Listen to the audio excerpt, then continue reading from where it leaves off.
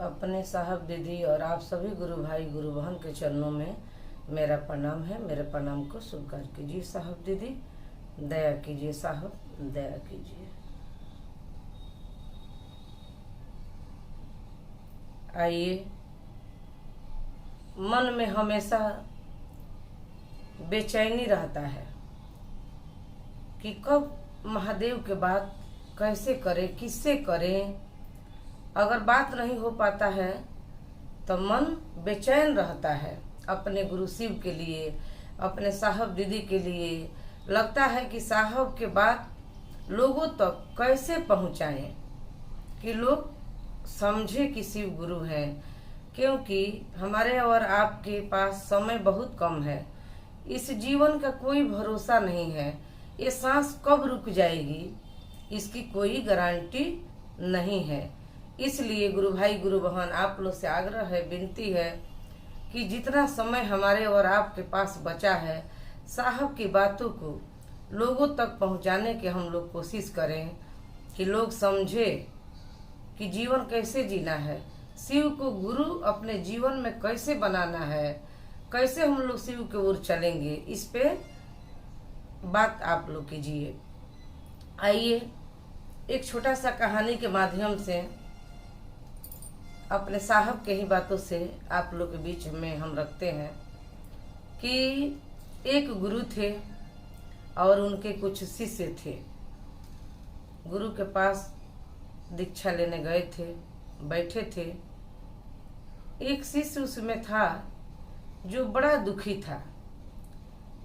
जब सारे शिष्य चले गए तो वो अपने गुरु से कहता है कि गुरु जी, एक बात बताइए कि आप जैसे गुरु को हम लोग गुरु बनाए हैं, आप इतने अच्छे ज्ञान देते हैं, इतने सुंदर बात बतलाते हैं, लेकिन फिर भी जीवन में दुख क्यों है। मैं देखता हूँ कि क्षेत्रों में लोग बहुत सुखी हैं, लोगों के पास बहुत पैसा है, उनके बीच कोई कलह नहीं है। गुरु ने शिष्य के बात सुने और अपने शिष्य से कहा कि ये आपसे कौन कह दिया कि दुनिया में लोग सुखी हैं, आप ही एक दुखी हैं। तो गुरु ने कहा अपने शिष्य से कि एक काम कीजिए, क्षेत्रों में जाइए, अगर आपको कोई ऐसा व्यक्ति मिले कि जिसके जीवन में दुख ना हो, उसी के जूता पहन के आइएगा, लेके आइएगा कि मैं भी तो देखूं, मैं भी तो उस जूते को पहनूं कि इस व्यक्ति के जीवन में दुख नहीं है। वो निकल गया क्षेत्रों में। सबसे पहले एक राजा के पास गया और राजा से बोला, प्रणाम किया और कहा कि आप तो बड़े सुखी होंगे। राजा ने बोला कि क्यों भाई, कैसे आपको लगता है कि मैं सुखी हूँ?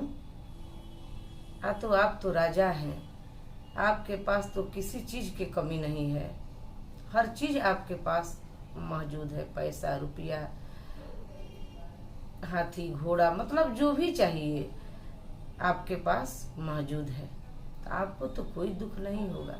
राजा ने कहा कि नहीं भाई, ऐसा नहीं है, मैं तो इतना दुखी हूँ, इतना दुखी हूँ कि शायद मुझे लगता है कि संसार में कोई दुखी नहीं है।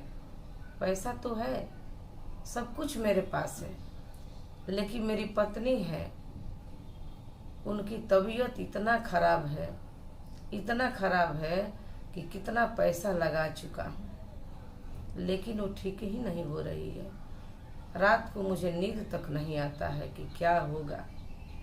व्यक्ति वहाँ से भी आ गया और आया तो देखा कि एक बूढ़ी माँ पूजा कर रही थी, मंदिर के दरवाजे पे बैठी थी। गया और प्रणाम किया और कहा कि माँ, मुझे लगता है कि आपके जीवन में कोई दुख नहीं है, आप बड़े प्रसन्न हैं। उसने कहा कि नहीं बाबू, ऐसा नहीं है। रोने लगी, मेरे जीवन में तो इतना दुख है कि मुझे एक रोटी तक टाइम से नहीं मिलता है। मेरे बहू हैं, मेरे बेटे हैं, लेकिन मुझे समय से एक रोटी तक नहीं मिलता है। जीवन में बड़ा दुख है। वहाँ से भी वो व्यक्ति वापस आ गया। एक किसान के पास गया, किसान से बोला कि भाई आप बताइए कि आपके जीवन में तो कोई दुख नहीं है। किसान ने कहा कि मैं तो दुनिया के सबसे दुखी व्यक्ति हूँ। क्यों आप दुखी हैं?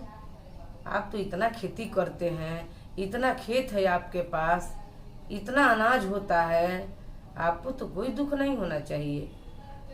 किसान ने कहा खेती तो है, खेती करता भी हूँ, इतना पैसा लगा के खेती करता हूँ, लेकिन फसल में कोई मतलब बढ़ोतरी नहीं होती है, फसल ही नहीं होता है बढ़िया। कितना घाटे में मैं चला गया हूँ। मेरा जीवन तो बड़ा दुख है। मैं सोचता हूँ कि दुनिया के सबसे दुखी व्यक्ति मैं ही हूँ। तब उस व्यक्ति ने बड़ा निराश मन से वापस आ गया और आया अपने गुरु के पास। तो गुरु ने कहा कि जूता नहीं लाए हो? उसने कहा कि नहीं गुरुजी।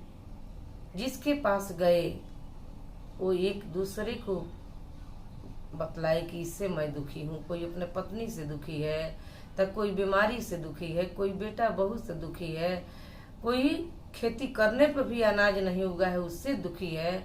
सारे लोग तो दुखी दुखी हैं दुनिया में। तब राजा ने, गुरु ने कहा अपने शिष्य से कि सबने दुखी है, लेकिन एक दूसरे से दुखी है। एक बात का आप गौर किया कि किसी व्यक्ति ने नहीं कहा कि मैं अपने आप से दुखी हूँ। कोई नहीं कहा, सचमुच में कोई नहीं कहता है। अगर हमारे और आपके घर में भी कोई चीज टूट जाती है, कोई झगड़ा होती है, कोई मतलब घटना होती है, तो हम लोग कहते हैं कि इसी के चलते हो गया, ये ऐसा नहीं किया होता तो नहीं होता।